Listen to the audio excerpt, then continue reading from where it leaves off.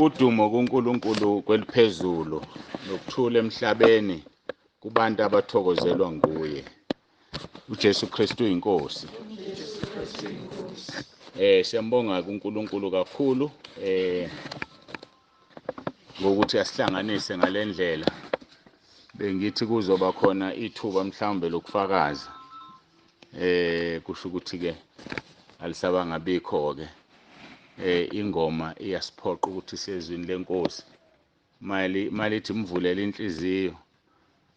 Asikwazi besifaka ubufakazi sibuvaliwe vele. Bengithi ngizosukuma ngithi cela ababili noma abathathu.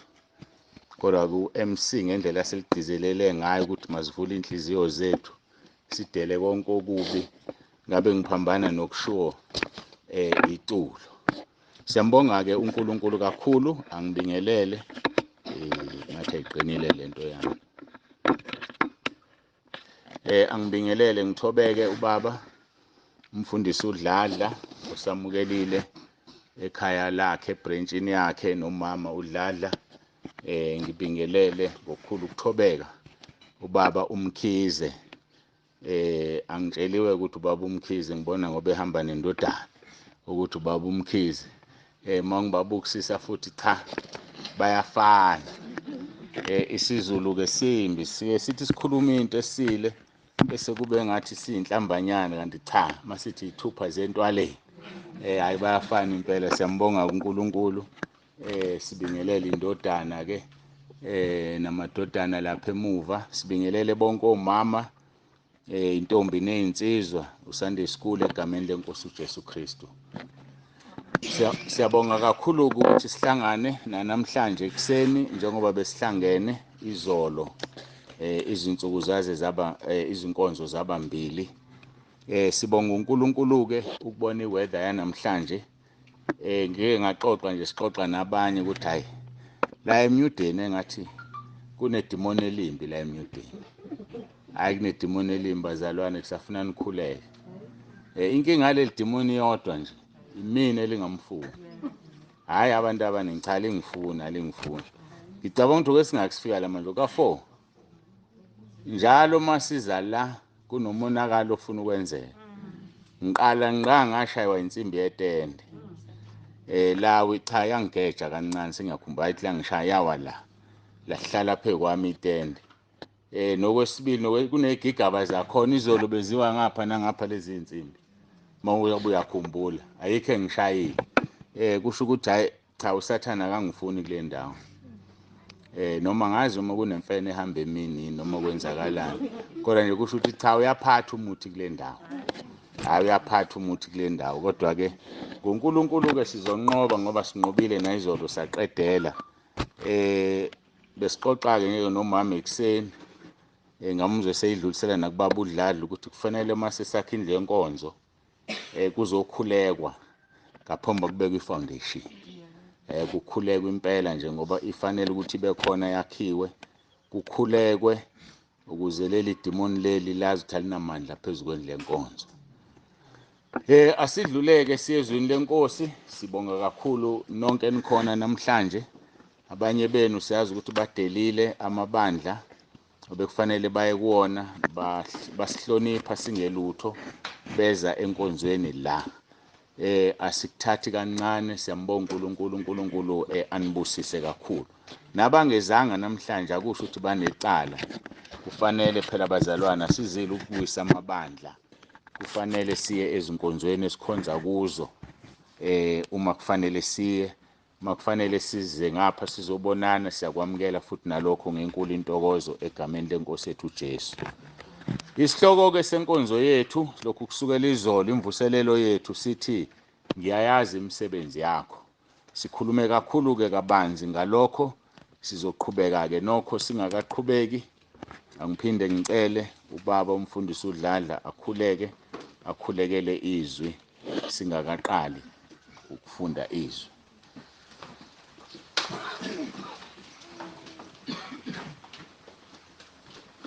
Abawethu ongcwele egameni likaJesu Kristu waseNazaretha. Nasekuseni Baba siyabonga uNkulunkulu ongcwele, siyakubonga, siyakudumisa, sibabaza Nkosi igama lakho. Sibabaza umusa wakho Nkosi ngokusihlelela Nkosi enamandla lokuhlangana. Ngoba besingafisa thina ukuhlangana ngokwethu kodwa Nkosi mawe ungavumanga bekungenzeke. Siyabonga ke Nkosi ukuthi sivumelile uNkulunkulu ongcwele. Sesikhona-ke Nkosi enamandla siphambi kobuso bakho uNkulunkulu ongcwele. Sesizwile Nkosi enamandla nje umhlabeleli esho uNkulunkulu enamandla ukuthi asikuvulele inhliziyo Nkosi yaphakade sikubile sithi ngena. Ngoba siyazi makungena wena Nkosi enhliziyweni zethu uNkulunkulu enamandla kuzoba khona ushintsho empilweni yethu ngoba izwi lakho Baba linguwena Nkosi uqobo, izwi lakho liyaphila, izwi lakho linamandla. Liyadala okungekho likwenze kube khona. Babona amandla siza kuwena-ke Nkosi nangalesikhathi nangumgcotsho wakho Nkosi yaphakade omisile phakathi kwethu Nkosi ngalolu suku.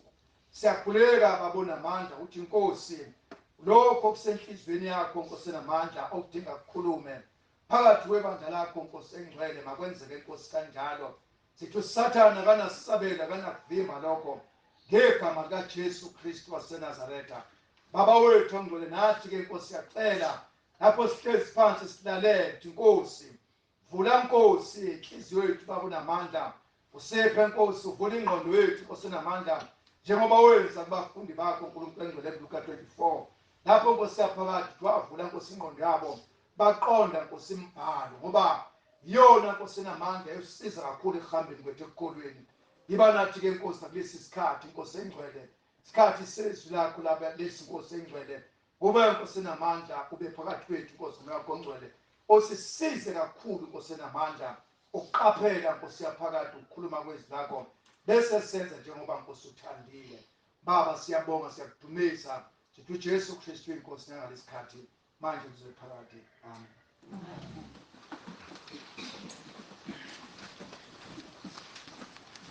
Siyambonga kuNkulunkulu. Kuyafika nje kimi ukuthi singakayizwini lenkosi angidlule kuleli culo ebeliculwa manje ngoba liyangithinta kakhulu. Angizukhuluma ngalo kangako kodwa nje ngizophawula kumbalwa bese siyadlula. Iculo 159 ecilongweni.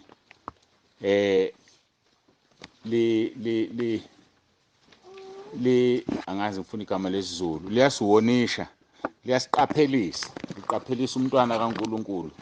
Lithi ungamncisha indawo uJesu wazithwala izono zakho. Nangu usemi engqongqotha mngoni uzomngenisa na. Uvumela okomhlaba kepha uKristu obetheleyo kawunandawo, kanandawo yokuhlala enhlizweni ayifela yona. Konja unasikhathi. Nangu uJesu usakubiza. Namhla isikhathi esihle ingomuso alifiki. Dela konke, dela manje. Olomusa luyadlula. Masinyane uzokufa. Makungabi ezonweni. Uyinkosi yobukhosi chorus. Shesha ulalela izwi lakhe. Umvulele inhliziyo thana ngena Nkosi yami. Ngiyabonga bengidlula njengoba ngisho ukuthi ngiyadlula nje. Kuyenzeka ngesikhathi abantu mabecula bangawanaka amazwi. Unaka ubumnandi bengoma. Singanaka ukuthi ingoma ithini. Sambulo chapter 2. Sifunda kusukela kuverse 1 siya kuverse 3. Izwi lokusilifundile kusukela izolo. Isihloko sithi uJohane uyalwa ngalokhu aza kukulobela ingelosi yebandla laseEfesu naseSmyrna nasePergam naseThyatira. Verse 1. Kuyo ingelosi yebandla laseEfesu loba ukuthi nakho akushoyo ophethe izinkanyezi eziyisikhombisa esandleni sakhe sokunene. uhamba phakathi kwezinto ezibane ezisikhombisa zegolide uthi ngiyayazi imisebenzi yakho nemizamo yakho nokubekezela kwakho nokuthi kawunakubamela ababi wabavivinya abazisho ukuthi bangabapostoli bengesibo wabafumana beqamba amanga. Verse 3, unokubekezela wakhuthazela ngenxa yegama lami kawukhathalanga. Inkosi mayibusise ukufunda kwezilayo. Sizoqedela ku verse 2. Angikholwa ukuthi sizofika ku verse 3 engimfundile. Kodwa ke sizoqhubeka la sidine khona izolo. Verse 2 othi ngiyayazi imisebenzi yakho, kodwa sizohlala kuleli gama ke lokuthi awunakubamela ababi. Awunakubamela ababi. Ilapho la kufanele siqale khona ngoba siyakhumbula izolo ukuthi sigcine sikhuluma ngokuthi unokubekezela. So ke siqala la sithi khona ke awunakubamela ababi. Inkinga ke leyo esinayo, abantwana bakaNkulunkulu banamahloni ngoJesu. Abantwana bakaNkulunkulu bayahluleka ukumela umuntu omubi. Abantwana bakaNkulunkulu bayahluleka ukumela iqiniso. Bayathengisa ngalo abalithengi iqiniso. Mhlawumbe ngoba abaqonda ukuthi yini abanayo nokuthi bakheke kanjani. Umntwana kaNkulunkulu mayesesindisiwe wakholwa khona izinto eziba kuyena kodwa yena engazazi ukuthi zikuyena. Ngikhumbula uMose esuka entabeni kade ehlezi noNkulunkulu izinsuku ezingama40. Lithi izwi lenkosi wabuya ekhanye benyezela. Wathi mayiqhamuka abantu bamboza ubuso. Wayikhanya ngaphezulu kokukhanya kwelanga ebaxhopha ngesikhathi eqhamuka. Mayebabuza ukuthi kwenze njani bamtshela ukuthi uyasixhopha. Kwadinga ukuthi uMose amboze ubuso bakhe. Vele ke amboze nomzimba wonke ngoba wawukhazimula ngenxa yokuhlala noNkulunkulu. Umntwana kaNkulunkulu ke emfihlakalweni uyakhazimula. Sikhulumile izolo kakhulu ukuthi ukukholwa nokusindiswa okuyikho kuxabanisa nomndeni uma umndeni ungasindisiwe. Ukukholwa okuyikho kuxabanisa nezihlobo nabangani uma bengasindisiwe ngoba usuku usunale nkazimulo le. Masiqhubeka isichaza leli gama elithi awunakumamela ababi. KuHabakukhi chapter 1 verse 13 uthi wena amehlo akho ahlambulukile ukuba ungaboni okubi. Ungena kubheka, ukuhlanekezela, ubhekelani abakhohlisayo, uthulelani lapho umubi egwinya olungileyo na. Ngifuna ukuya eHumushweni leSingisi ngingakaqala ukuchaza leli zwi. Lithi your eyes are too pure to look on evil and you cannot tolerate wrongdoing. So why do you tolerate those who are treacherous? Why are you silent while one who is wicked swallows up one who is more righteous than himself? Amehlo akho, your eyes are too pure to look on evil. Ngesizulu bathi wena amehlo akho ahlambulukile ukuba ungaboni okubi.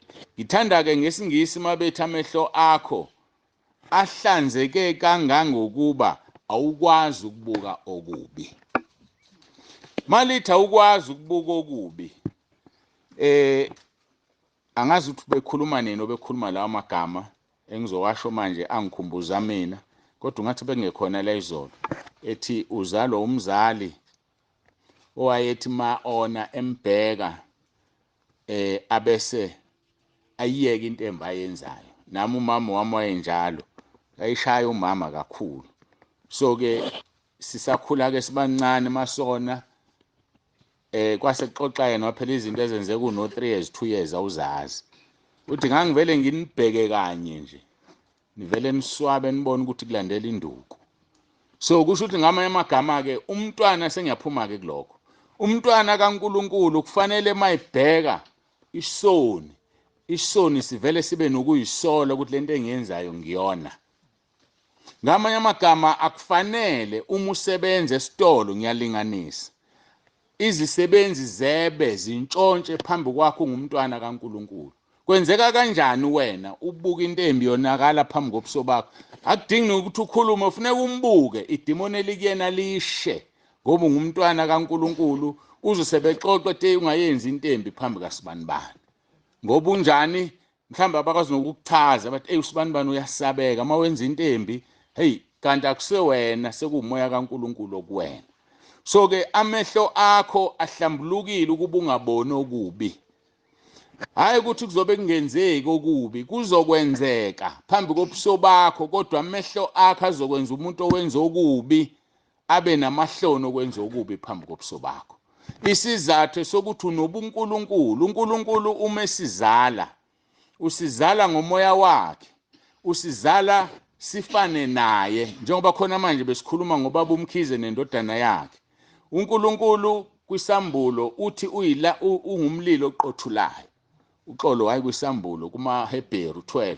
ungumlilo oqothulayo verse 29 so ke abesethi kumaHebheru 1 verse 7 wenza ikhonzi zakhe zibe ngamalanga bomlilo ngamanye amagama akufanele kudlalele idimoni kwakho uthi usindisiwe uyakholwa akufanele kwenzeke izinto phambi kobuso bakho amehlo akho ahlambuluke kakhulu ukuba ungabona into engcolile akufanele uyibone into engcolile akufanele uyibone into engalungile akufanele yenzeke into engalungile phambi kobuso bakho lokho ke ukungabameli ababi sikhuluma ngezwi lithi awunakubamela ababi akudingi ngaso sonke isikhathi uzukhulume umuntu mayenza intembi mbheke nje mhlawumbe azathi yena hawu wangibuka kabi kangaka usuthi ngimangaliswa le ntembo yenzayo engafani nawe ubuse uyithulela yabona ulolo hlobo lomzalwane usukukhombisa ukuthi unobuNkulunkulu obuphila kuwena izingane zakho ekhaya azenzi noma kanjani izinto ezingafanele ekhaya lakho azenzeki ngoba awunakubamela ababi uthini uNkulunkulu ezwini lakhe ngabantu abesaba abantu ababekezelela izinto ezimbi na ngoba bazalwane uma ubekezelela intembi uNkulunkulu kuyamcasula uNkulunkulu ukufanisa nabo ngesikhathi bajezisa abantu ababi ngeke usale nawe ngoba unjani uyababekezelela uma ufunda amaHubo chapter 50 verse 16 ka 22 sizolincenga nje kahle lithi kepho omubi uNkulunkulu uthi yini ukuba ushumayela izimiso zami uphathe isivumelwano sami ngomlomo wakho na njengoba sima phambi kwabantu singabefundisi leli verse lisifundisa ukuthi akusibona bonke abama phambi kwabantu abajabulisa uNkulunkulu bayama abanye phambi kwabantu bengamjabulisi uNkulunkulu njengalochazwa la lithi uthi uNkulunkulu komubi yini ukuba ushumayela izimiso zami uphathe isivumelwano sami ngomlomo wami na kusho ukuthi bakhona abantu abama phambi kwabantu baphathe isivumelwano sikaNkulunkulu bashumayela izimiso zikaNkulunkulu kodwa behluleka bona ukuzenza ngoba uJesu uyalwa naleyo nto uthi akusizi inithweso abantu umthwalo enzima enihlulo kuyifukula nangomunwe kodwa bese uthi abantu abayenze kodwa wena uyenze abazalwane noma befundisa kufanele babe ngamabhodi akufanele ngila ngithi na indlela eGreat Town kodwa ngaze ngiye mina eGreat Town futhi angiyimisela uke eGreat Town ngihlezi la eMuden kodwa abantu bayaya eGreat Town umfundisi akufanele abe lolo hlobo lomfundisi kufanele abe umfundisi ohamba phambili ahola abantu athi na indlela ezulwini izinto ezimbi eziqhamukayo ziqale ngaye azinqobe ukuze nabamlandelayo benze njani bazinqobe uthi kuverse 17 bese kuverse 16 angiphinde ngiqale kuverse 16 kepha komubi uNkulunkulu uthi yini ukuba ushumayela izimiso zami uphathe isivumelwano sami ngomlomo wakho verse 17 ingane uyazonda ukuqondiswa amazwi ami walahle emva kwakho so lo muntu uyama phambi kwabantu kodwa izwi likaNkulunkulu yena kalenzi ulilahle emva kwakhe ulindele ukuthi abantu abashumayezayo balenze kodwa yena kalenzi kuyamcasula kuNkulunkulu lokho sizobona masiqhubeka ukuthi wenze njani uthi ke ingane uyazonda ukuqondiswa abefundisa abanjalo bayazonda ukuqondiswa thina ikakhulu esekhaya lezwi leyo group esekhaya lezwi uNkulunkulu usifundisile izinto eziningi so uma usebandleni elithize ubona izinto ezirong ezenzakalayo ezingahambi ngokwezwi uthi uyam approach umfundisi wenze njani uxabana nawe uyazonda ukuqondiswa yilo verse 17 osho ingane uyazonda ukuqondiswa amazwi ami walahle emva kwakho na yini pho ushumayela imiso zami uphathe isivumelwano sami athi verse 18 umlomo wakho uyekele bubini ulimi lwakho luqamba inkohliso so ngame amagama uma phambi kwabantu uqamba amanga uma phambi kwabantu ukhuluma inkohliso noma usuwedwa ke nabangani bakho iqiniso alikho verse 20 lithi uhlala hawu ngimeqe kanjani uverse 19 angazi ngimeqe kanjani uthini uverse 19 kusho ukuthi ngiphambanisa ukubhala umuntu verse engileqele u18 uthini 18 yena ngifundeleni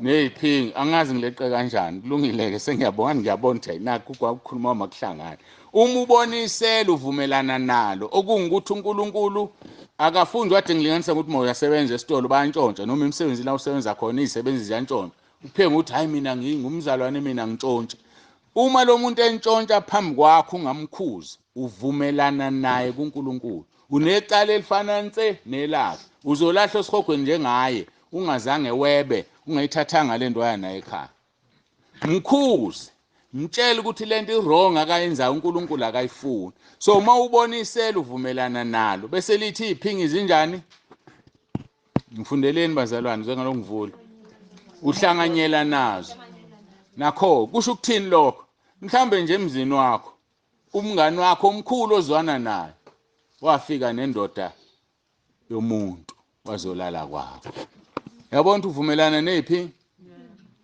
mhlambe umsemncane useyintombazana ingane yakho intombazana kubo kustrict kakhulu wazolala kwakho nani wazolala kini nesoka lakhe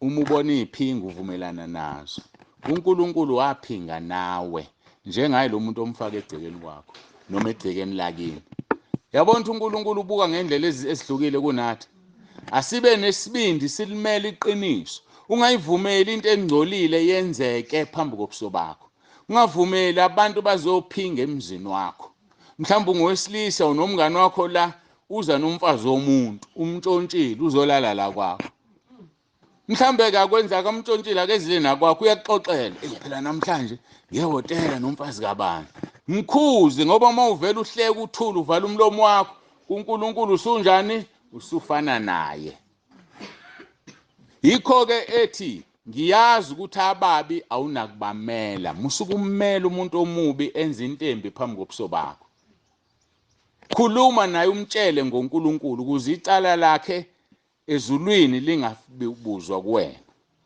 yakhe sengibuyela ke kuverse 18 ke sengushilo uverse 19 lengithe u18 umlomo wakho uyekele kubini ulimi lwakho liqamba inkohliso sengikushilo lokho sesiya kuverse 20 othi uhlala uhleba umfowenu unyevuza indodana kanyoko abanye bacabanga ukuthi akusikhona ukuhleba ukukhuluma ngomndeni wakho akusikhona ukuhleba ukukhuluma ngendoda yakho uye kumuntu engathi ufuna isiyalezo manje uma ubaba kabani enza ukuthi wena ungenze njani uyahleba ukuhleba lokho uzolahla esihogweni musufuna iyalo kubantu abaronga amahubo 1 verse 1 lithi ubusise umuntu ongahambi ngeziluleko zababa uyelani kumuntu omubi ufuna kokululeka yazi ukuthi uzomangala eminye imishado ibhidlizwa yikho ukuhleba lokho ngesikhathi yokukhuluma ngendoda yakho lapha kumngani wakho ukhulume konke okukhulumayo athule ngenhliziyo athi yazi inkawu idlala ngesikhwebu angiyithathele le ndoda yazi lonto udlala ngayo le ndoda icebile inemali nje uthi nje kusasa uyezwa lo mngani wakho umhleba kuse ithathile le ndoda sengeyakhe ubani wadayisa ngayo wena asizikhulumi izindaba zemndeni yethu kwabanye abantu hlala phansi nendoda yakho uyibonise ingaboni indoda yakho iya kumholi wakho webandla umfundisi uxoxe nikhuleke uma naye ungamthembi ngoba bakhona abangathembekile hayi funa silibeke phela iqiniso bakhona abafundisi abangathembekile bafazini babantu iya kumuntu odalela umuntu ubani uNkulunkulu uNkulunkulu wanginika usibani wanginika lengane iyangihlupha ngicela ungisize ngoba uyena kuphela ongakunqandela yona. Idla ama-drugs nje isigebengu yenza izinto ingoba idaliwe nayo emhlabeni usathane wangena kuyona. Tshela umnikazi womuntu uyeke ukutshela abantu ngoba abantu bazokuhleka, abantu bazophuza amatiye ngawe, abantu bazona imbheka ubani kade ezenza ngcono, kade phela ngixoxela athi ingane yakhe iwukuthi nokuthi. Abanye beze bethatha inqumo ezimbi, ingane yakhe isikhulelwe, wayekade ezenza ngcono ebona ingane zabantu zikhulelwe, khuluma mase khulelwe yakhe ayitshela ingane ayokhipha isisu. Ungumbulala ukhipha isisu ngoba ubalekela ihlazo, ukhumbula amazwi akho wakhulume kubantu. Ngidabukele nalabafundisi abasebasha. Labafundisi abasebasha uthola ingane yakhe no 6-7 years. Wena mzalwane usunengane endala la ko 18 uzobeka inkinga yakho.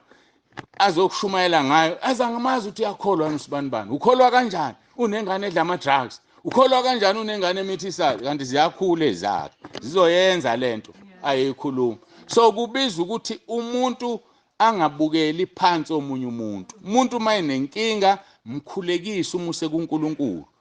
Hayi ukhulume ngeindaba zomuntu. Ngoba awubameli abantu ababi. Ukumela umuntu omubi ukuhamba ufafaza indaba zomuntu.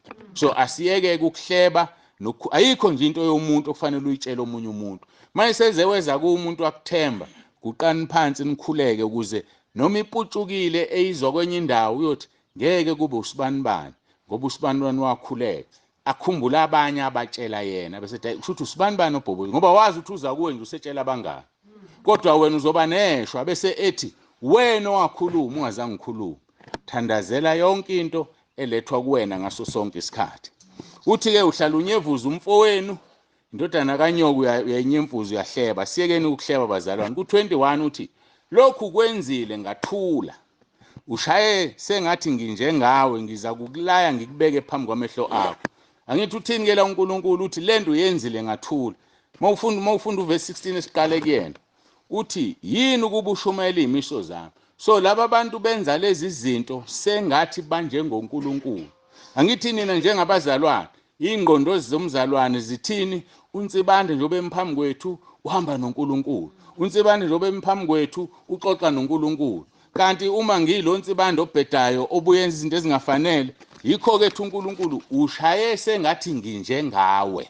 Ngoba laba bantu bama phambi kwabantu benze sengathi bahamba noNkulunkulu kanti abahambe noNkulunkulu. Uthi kuNkulunkulu ngizokulaya ngikubeke phambi kwamehlo akho.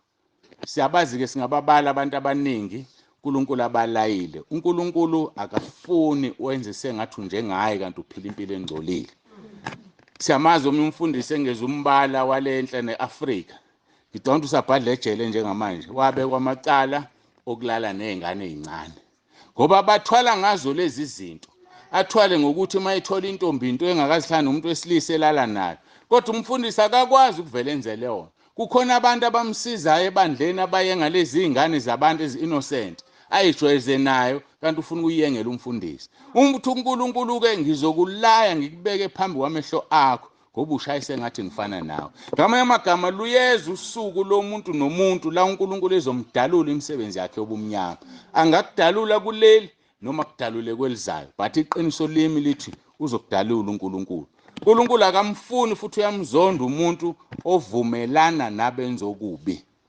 Ungavumelani nabenza okubi.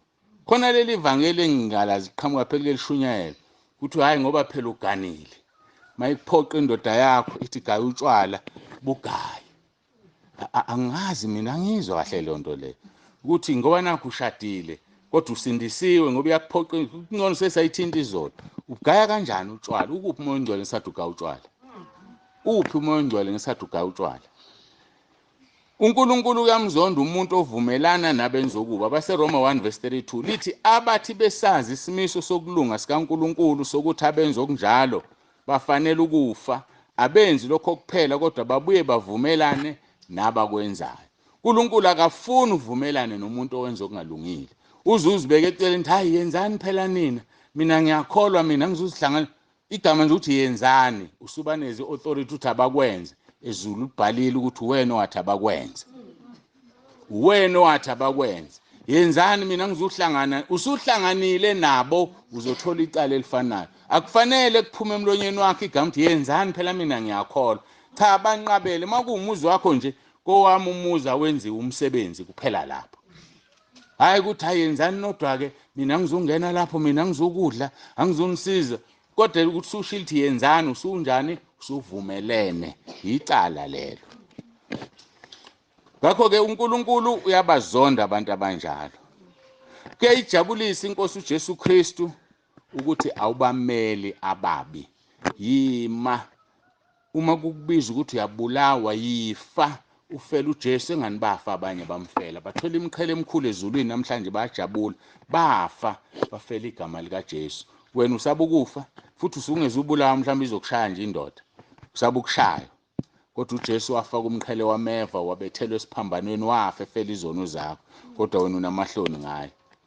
Kubiza ukuthi ke silalele izwi likaNkulunkulu silenze singafani nenkosi uSawuli lapha ezwini lenkosi kuSamuel oqala chapter 15 verse 3 ebesikhuluma ngaye ngicabanga ukuthi ngesonto edlule lapho uSamuel akhuluma noSawuli wathi hamba uyobulala ama-Amaleki. Lithi ke uverse 3 hamba manje unqoba Amaleki uchitha impela konke anakho ungahawukeli kepha bulala abesilisa nabesifazane nezingane nabancelayo nezinkabi nezimvu namakamelo nezimbongolo kodwa yena akalalelanga. So thina njengabantwana bakaNkulunkulu asibamela ababi. Khumbula sikhuluma izwi la ethi uJesu ngiyayazi imisebenzi yakho, ngiyakwazi ukubekezela kwakho, ngiyayazi imizamo yakho, ngiyazi ukuthi awunakubamela ababi.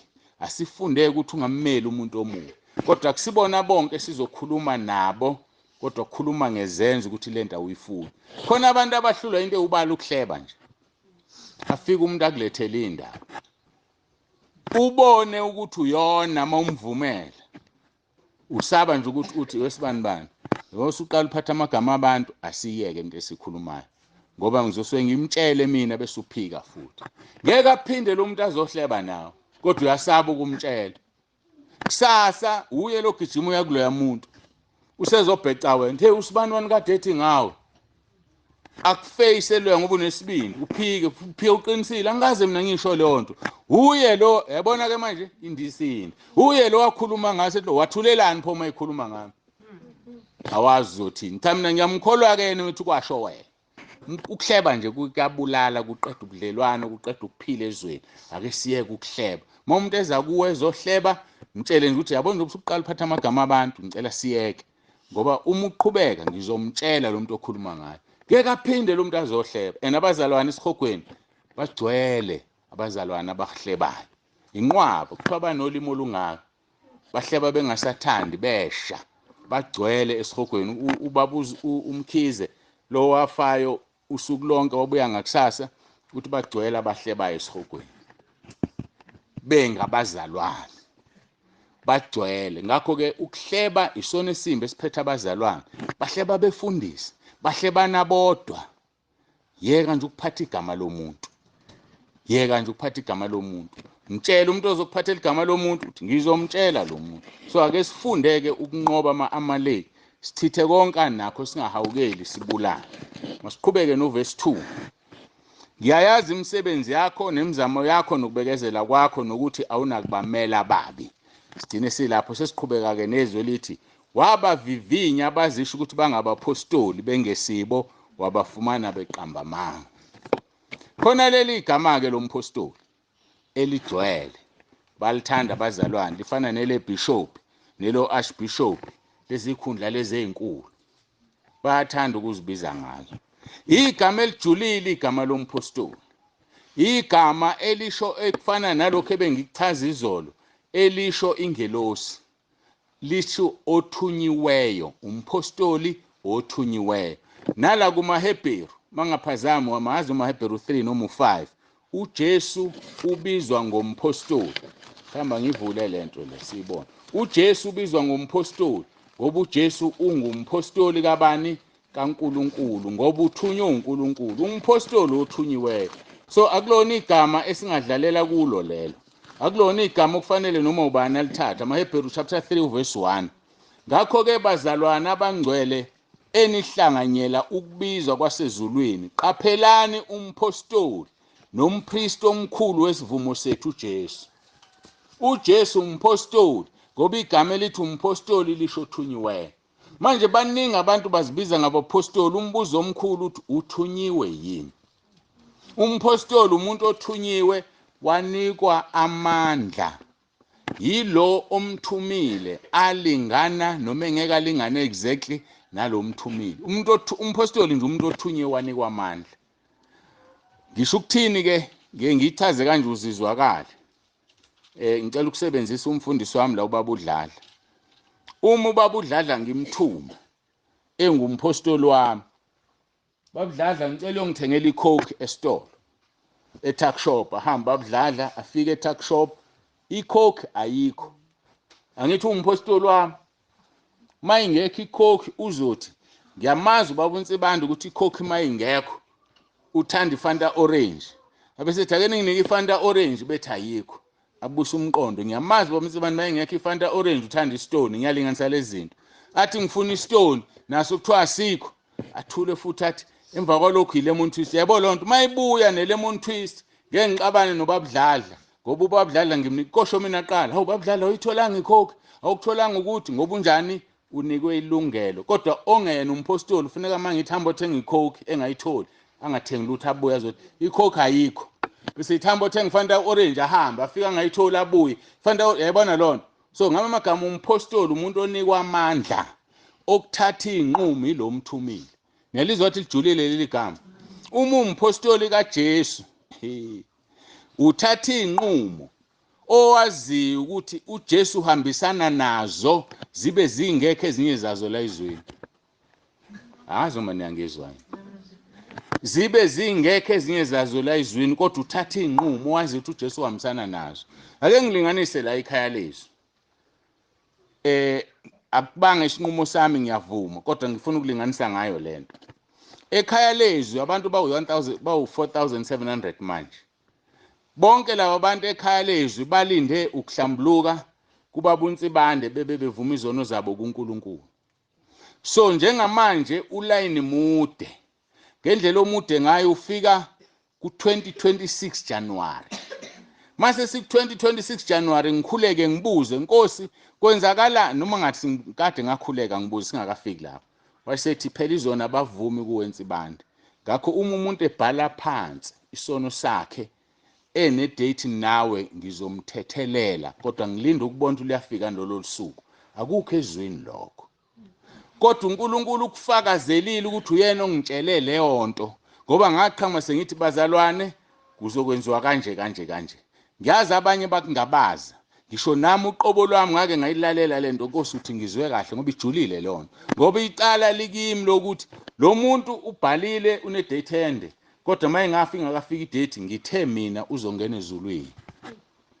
Bayingasangeni lo muntu ezulwini icala likuba likumina. So kufanele ngenze sure ukuthi ungitshelile uNkulunkulu leyo nto ngoba unginikeze namandla. So ngenhlanhla enkulu baqhamuka abantu befakaze ngibathumelela ababhukayo. Athi umuntu nginele ngabhala phansi baba uNsibande ngezwe umthwalo usuka. Athi omunye nginele ngabhala phansi ngezwe ukuthula enhlizweni. Omunye wayekade ehlushwa enze isono sokubulala angifaka iVN yakhe. Sokuhoshula isisu, wahoshula isisu intombazane ethizeni yahoshula isisu ayikuthola ukuphumula. Bayitshela ayithinta ubaba uNsibande akukhulekela uzokhululeka uvuma isono sakho. Yangifonela ijahile ngathi mntanami angikwazi ukukhuluma nawe leyo nto bambulayini njengabo bonke abanye abantu.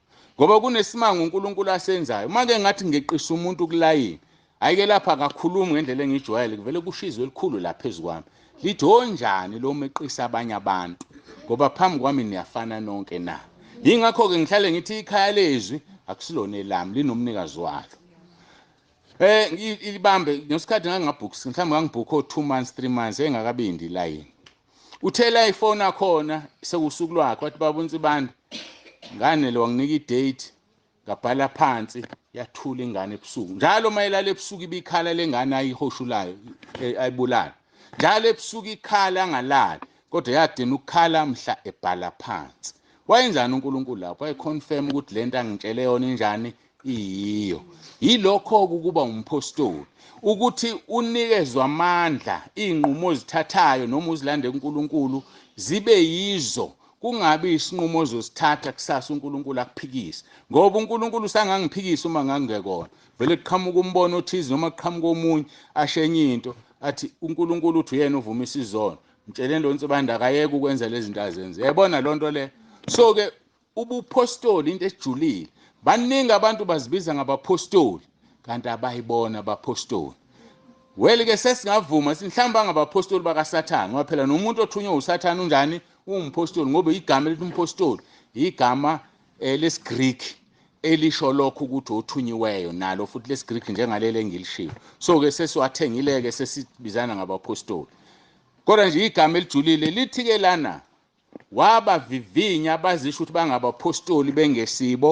wabafumana beqamba amanga ngamanye amagama thina njengabazalwane emabandleni sinikwa amandla okuvivinya abefundisi bethu ukuthi bathunywe ngempela yini noma bayifake noma baqamba amanga ngake ngachaza ngathi lo msebenzi wobufundisi umsebenzi olula ngendlela emangalisayo yazi ukuthi ulula lo msebenzi njengoba imisebenzi ingasekho nje mangiyigagu lokukhuluma nginemali yokuthenga isound ngithenga itende ngiyalinganisa ngingowala eMuden vele ngithatha isound yami netende ngiyomisa itende eDandi ngiyibize ngumfundisi akekho ofika athi wemfundisi omisa itende sicela isitifiketi wemfundisi omisa itende obani abakwazi eMuden la usuka khona umfundisi ukhona usho njalo yabona umsebenzi olula kanjani so funda ke ukuhlola umoya funda ukuhlola abefundisi yibo labefundisi abazolimisa itende bahlale omunye ufuna ukuhlala kwakho ngesikhathi ehamba ushiya ingane zabantu zikhulela kube ngazange abe umfundisi so ke umsebenzi oyinkinga lo esiwenzayo okufuneka siliphile ivangeli ingakho ke ngizama ngawonke amandla uNkulunkulu anginikeze wona ukuthi la ngihamba khona akasali unkosikazi wami ngoba kufanele igama lami libe njani libe clean abantu obaba bakhululeke ukuletha amakhosikazi abo bayazi ukuthi uNsibande mawukuthi uyaganga ukhona umfazi wakhe usigadele yayibona lonto so ke kufanele ke siliphile ivangeli silenze ivangeli yikho kubhaliwe ezweni lenkosi ukuthi akungabi umuntu ongenayo inkosikazi akungabi umuntu onabafazi abaningi ngoba bamhluka uzoliphatha kanjani ibandla kaNkulunkulu so ke umsebenzi ojulile uthi kuJesu wabavivinya abazisho ukuthi bangabapostoli bengesibo wabafumana beqamba amanga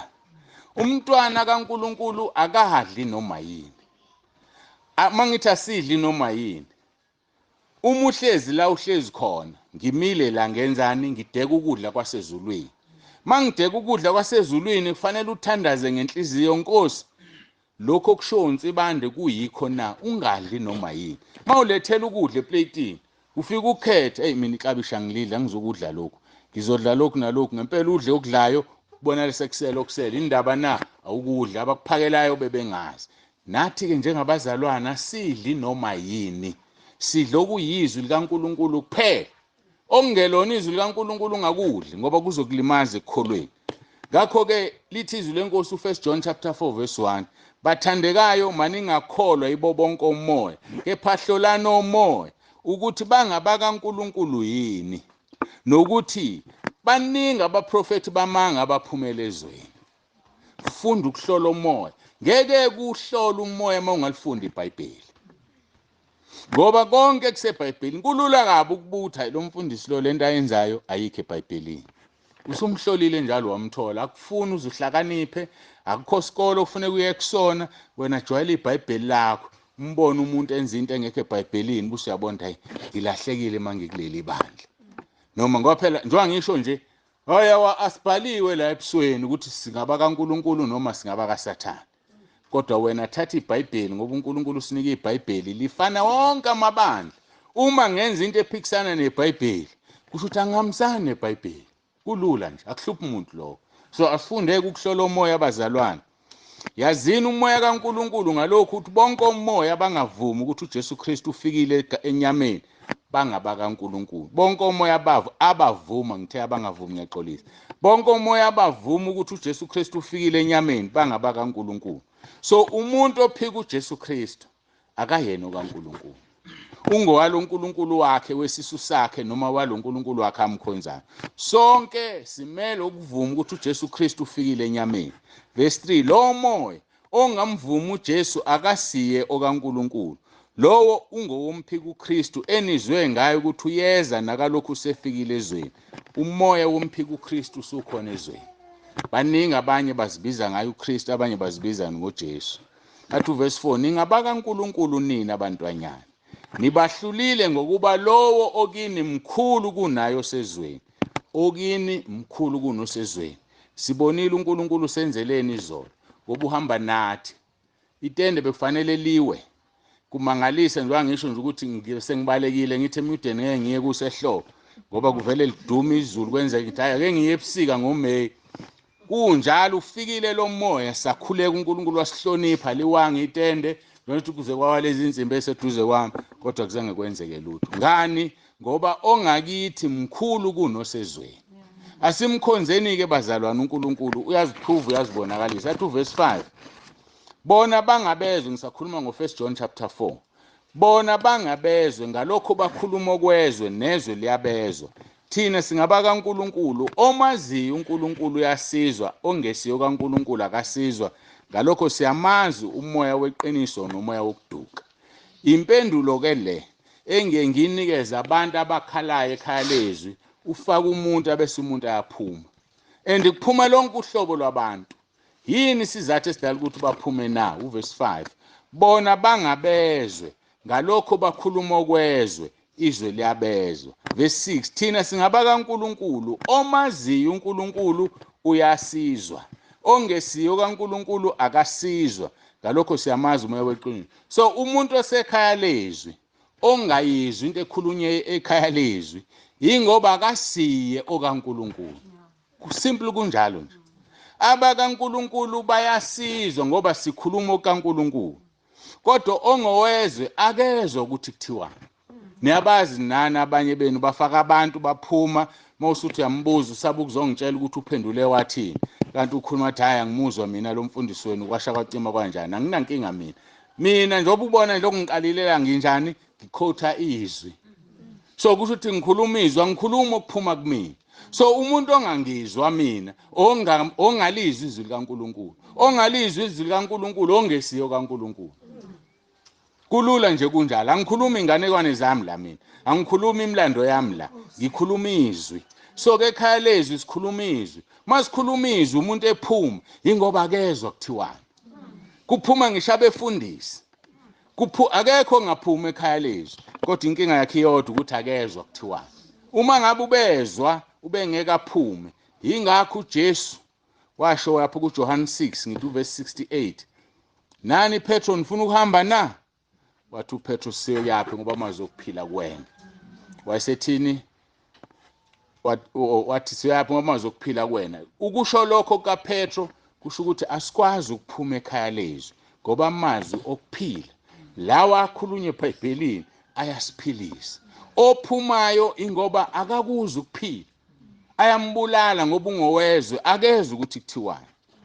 Abanye ke balaba bantu lithi izwi lenkosi baphuma kithi.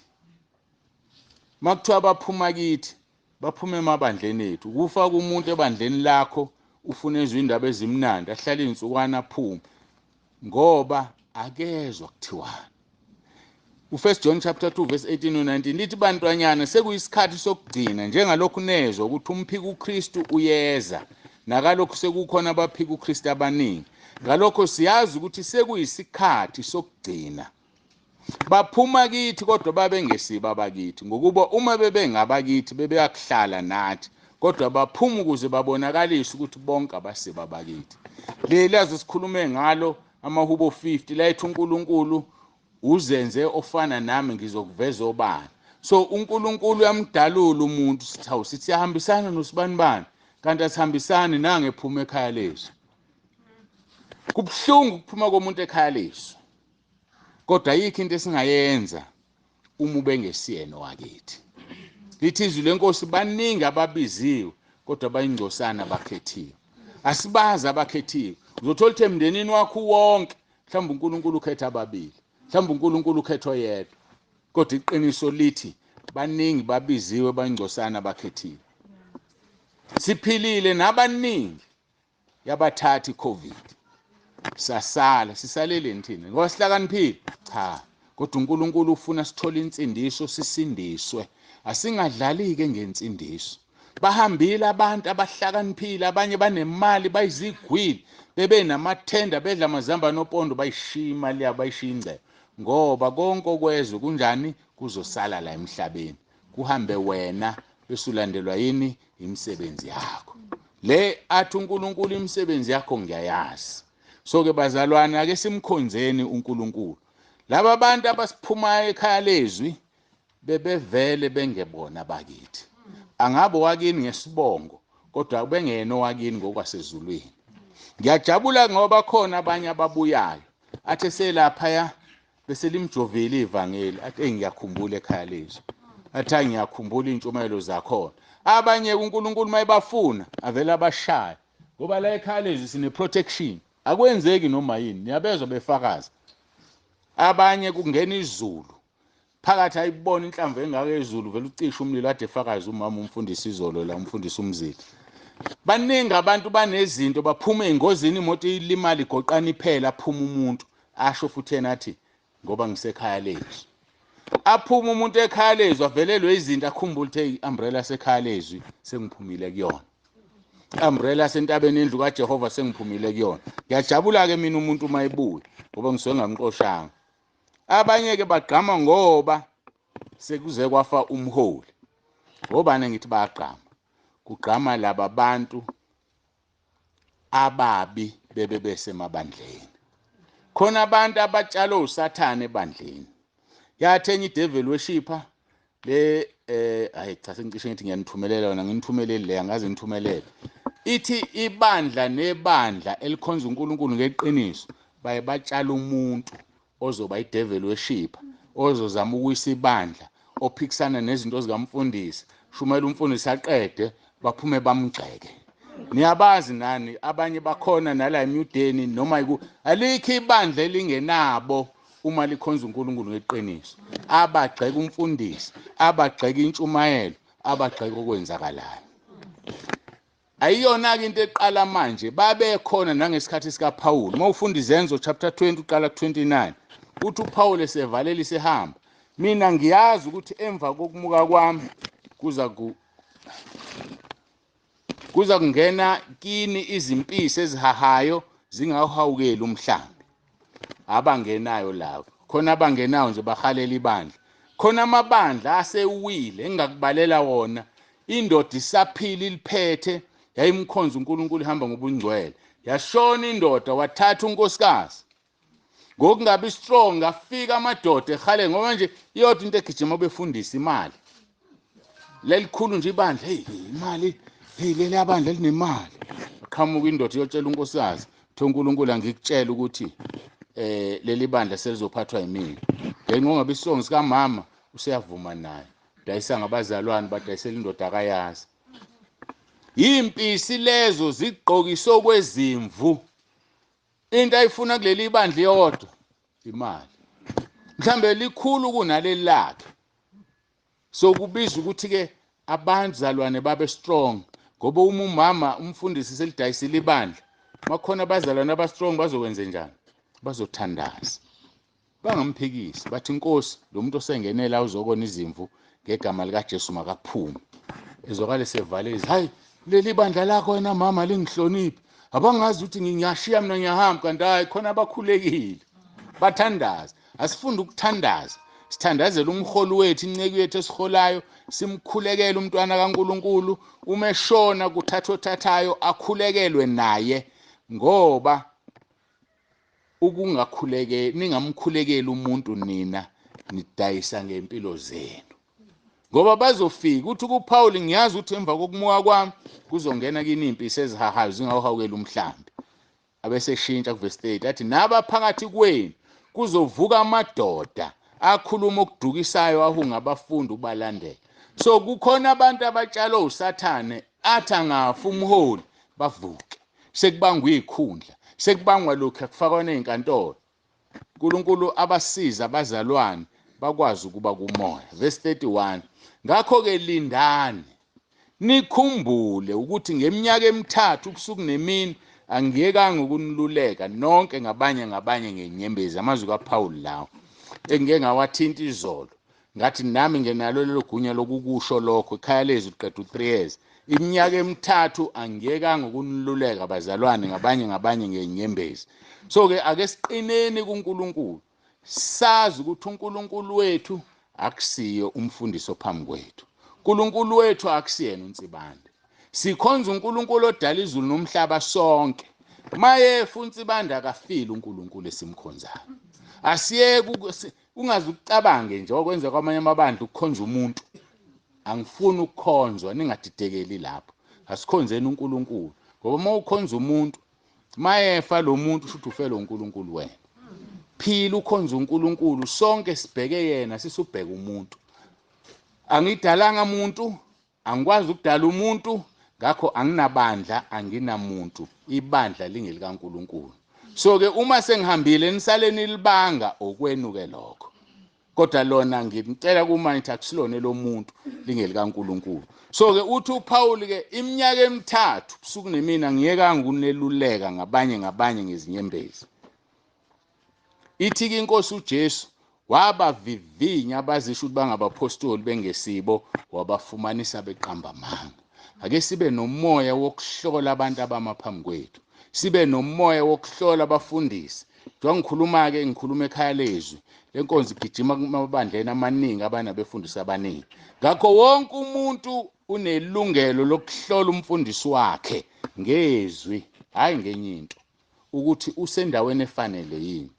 Nompostoli Paul uyabazi abapostoli. Sengiphetha ngoba seKorinte besibili chapter 11 verse 13 kuya 15 uthi ngokuba abanjalo bangabapostoli bamanga, izisebenzi ezikhohlisayo beziguqula abapostoli bakaKristu. Abapostoli bamanga kusho ukuthi bathunywe uyise wamanga, ubani? uSathane. 2 verse 14-ke akumangalisi ngokuba noSathane uqobo uziguqula ingelosi yokukhanya. Ngakho-ke akuyinto enkulu uma nezikhonzi zakhe ziziguqula izikhonzi zokulunga ezikuphela kwazo kuyokuba njengokwemisebenzi yazo. So-ke ake simkhonzeni uNkulunkulu singabameli abapostoli bamanga. Siphinde-ke sifunde verse 1 kuya ku verse 3, mhlambe selizokwenza isense, noma sigcine ku verse 2 ngoba uverse 3 asifikanga kuyena. Nakho akushoyo ophethe izinkanyezi ezisikhombisa esandleni sakhe sokunene, ohamba phakathi kwezinto ezezibane ezisikhombisa zegolide, uthi ngiyayazi imisebenzi yakho nemizamo yakho nokubekezela kwakho, nokuthi awunakubamela ababi, wabavivinya abazisho ukuthi bangabapostoli bengesibo, wabafumana beqamba amanga. Asibavivinyeni abantu abamaphambi kwethu,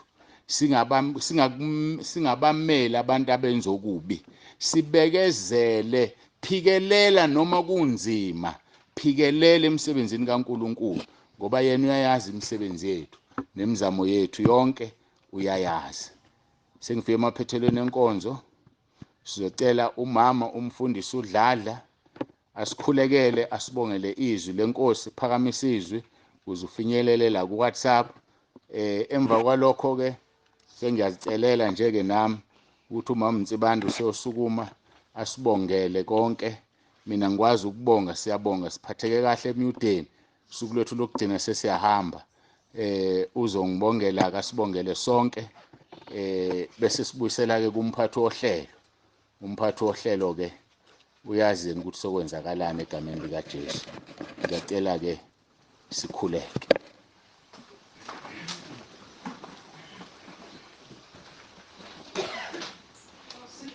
Siyabonga uNkulunkulu wethu, izwi lakho elingafani nezwi labantu. Wena uNkulunkulu owazi konke kukho konke. Sibonga uNkulunkulu konke osukukhulumile phakathi kwethu. Siyabonga, sikunika udumo, sithi impela uNkulunkulu ofanele ukukhonzwa, uNkulunkulu ofanele ukudunyiswa. Nangokukhuluma kwakho kungafani nokwabantu. Siyabonga, sikunika udumo egameni likaJesu. Amen. Siyabonga kakhulu-ke. Angazi njalo njengoba sengilithatha uhlelo ngaliphonsa umphathi wohlelo. Umphathi wohlelo ngiyacabanga ukuthi kufanele umdedele phela ubaba-ke wekhaya uyena oyovala-ke. Mawusukwenze konke okuhlelo oluphathisiwe. Ngiyakholwa khona abakuphathise khona. Siyabonga-ke bazalwane, niphile nimkhonze uNkulunkulu. Nihambe nibe nokuthula kwenkosi uJesu Kristu uyinkosi. Sibonge kakhulu baba Mkhize Gcwabe, wena kayihlandla Mavovo. Awu uyathobeka umoya wethu ukukubona baba, siyabonga. uNkulunkulu akubusise. Yebo.